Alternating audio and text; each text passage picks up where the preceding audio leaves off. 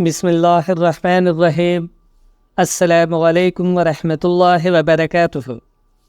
دوستو، آپ کی نظر کرنے جا رہا ہوں ایک انتہائی دلچسپ اور سبق آموز واقعہ۔ یہ واقعہ اس دور کا ہے جب خلیفہ مامون الرشید وقت کے بادشاہ تھے۔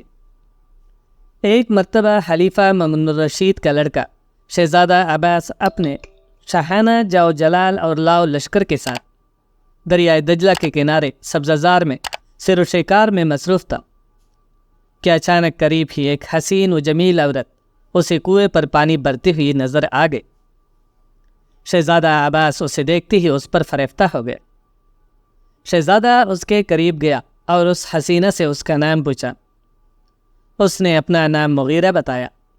پھر شہزادے نے بساختہ کہہ دیا کہ ایسے غیرآباد مقام پر جہاں پہاڑ اور جنگل کے سوا کچھ دکھائی نہیں دیتا، کیا ایسا پاکیزہ حسن بھی جنم لے سکتا ہے؟ شہزادی کی اس بات پر غیرت مند حسینہ کے ماتھے پر شکن پڑ گئی۔ چہرہ غصے سے لال ہو گیا، مگر بجائے اس کے کہ وہ کچھ جواب دیتی، شہزادے کے سوال کو حقارت سے ٹکرا کر وہاں سے ہٹ گئی۔ شہزادے کے سر پر باپ کی عظیم الشان سلطنت کا بوت سوار تھا۔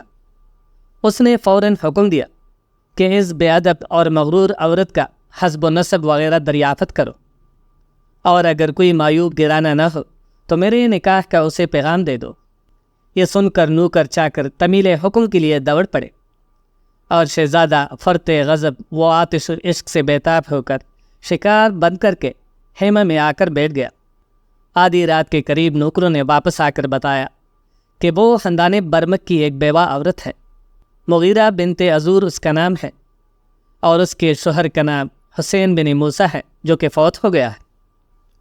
وہ عورت اب تک 2 بچوں کی ماں بن چکی ہے۔ اس وقت کوئی قریبی عزیز اس کا زندہ نہیں ہے۔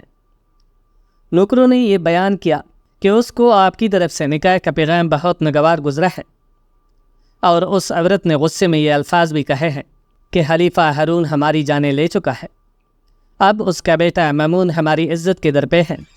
لیکن شہزادہ عباس کو یاد رہے کہ عنقریب اس کی ساری شہزادگی اس کی بسیدہ دہلیز پر مسل کر رکھ دوں گے۔ شہزادے کو جواب ناگوار گزرا، اور اس نے اس حسینہ کو سبق سکھانے کا فیصلہ کیا۔ دوسرے دن نماز فجر کے بعد مغیرہ نے اپنے چھوٹے بچے کو بیدار ہی کیا تھا کہ شہزادہ عباس کے نوکر نے یہ خبر دروازے پر آ کر سنائی کہ اب شہزادے کا غصہ تیری جان و مال کو ہاک میں ملا کر رکھ دے گا۔ تیری بے ادبی اور انکار کی تجھے یہ سزا دی جاتی ہے کہ تیرا یہ مکان بحق سرکار ضبط کیا جاتا ہے، لہٰذا تھوڑی دیر کے اندر مکان خالی کر دیا جائے۔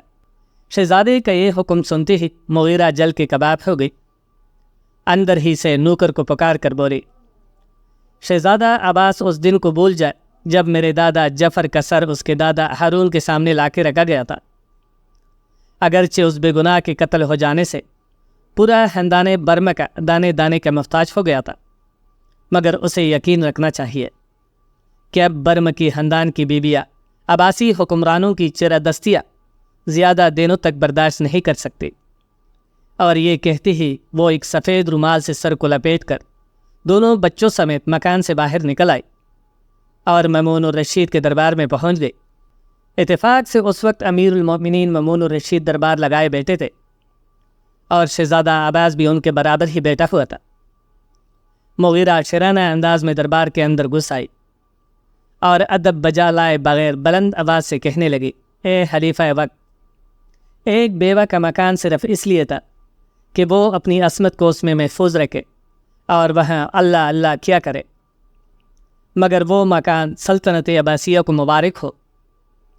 اے مامون، ایک دن تجھے اس شہنشاہ کو بھی منہ دکھانا ہے جس کی سلطنت کو کبھی زوال نہیں آ سکتا، اور وہ ہر بات پر قادر ہے۔ اس وقت میں تیرے پاس ایک ظالم کی فریاد لائی ہوں، اگر انصاف سے کام لے گا تو بہتر ہوگا، ورنہ قدرت کے انتقامی مقابلے کے لیے تیار ہو جا۔ مغیرہ کی تقریر سے سارے دربار میں ایک دم کلبلی سی پڑ گئی۔ سب حیرت میں ڈوبے ہوئے اس کا منہ تک رہے تھے۔ امیر المؤمنین نے اس ظالم کا نام و پتہ پوچھا تو اس نے حقارت کی ہنسی ہنستے ہوئے بے باکی کے ساتھ بتا دیا کہ یہی آپ کے شہزادہ عباس ہیں جو آپ کی بغل میں تکیہ لگائے ہوئے بیٹھے ہیں۔ یہ سنتے ہی امیر المؤمنین کا چہرہ غصے سے تمتما اٹھا اور عباس کو حکم دیا کہ تخت سے اتر کر مدعا کے برابر کھڑا ہو جائے اور اس کے استغاثے کا جواب دے۔ شہزادے کو باپ کے حکم کی تعمیل کرنا پڑی اور انتہائی سکوت و شرمندگی کے عالم میں اسے مغیرہ کے برابر ہی آ کے کھڑا ہو جانا پڑا۔ مغیرہ نے اس دیدہ دلیری اور چرب زبانی کے ساتھ اپنا دعویٰ پھر سے دہرایا اور آخر میں شہزادی کی طرف منہ کر کے کہنے لگی، عباس، یہ صحیح ہے کہ تو بادشاہ وقت مامون کا لڑکا ہے، لیکن یہ ہاتھ اس وقت کے لیے تیار ہو چکے تھے کہ اگر تو اپنی دن میں کچھ اور آگے بڑھتا تو اسی وقت تیری گردن خاک و خون میں لپیٹ دی جاتی۔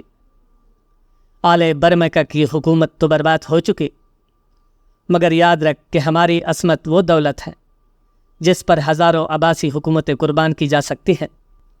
اہل دربار نے مغیرہ کو کچھ اس طرح کی گفتگو سے روکنا چاہا تو مامون نے یہ کہہ کر روک دیا کہ اسے سب کچھ کہہ لینے دو، اس کو اسی طرح کہنا بھی چاہیے، اور یہ اس کی صداقت اور جذبہ عصمت ہے جو اسے اتنا بے باک بنائی ہوئی ہے۔ اسی وجہ سے دیکھتے نہیں ہو کہ شہزادہ عباس بت بنا چپ چاپ سب باتیں سنتا جا رہا ہے۔ پھر اس کے بعد 5 تیلی اشرفیہ خزانے سے منگوا کر امیر المومنین نے اس عورت کے قدموں میں ڈال دیے اور شہزادے کا قصور معاف کراتے ہوئے نہ صرف اس کے مکان کی واگزاری کا حکم جاری کیا، بلکہ قصر عباس جو بہت بڑا اور خوبصورت محل تھا وہ بھی مغیرہ کو رہنے کے لیے دے دیا۔ تو محترم ناظرین کرام، یقیناً آپ کو یہ ویڈیو پسند آئی ہوگی، لہٰذا ویڈیو کو لائک کر دے، چینل کو سبسکرائب کر دے اور بیل آئیکن کو دبا دے۔ جزاک اللہ۔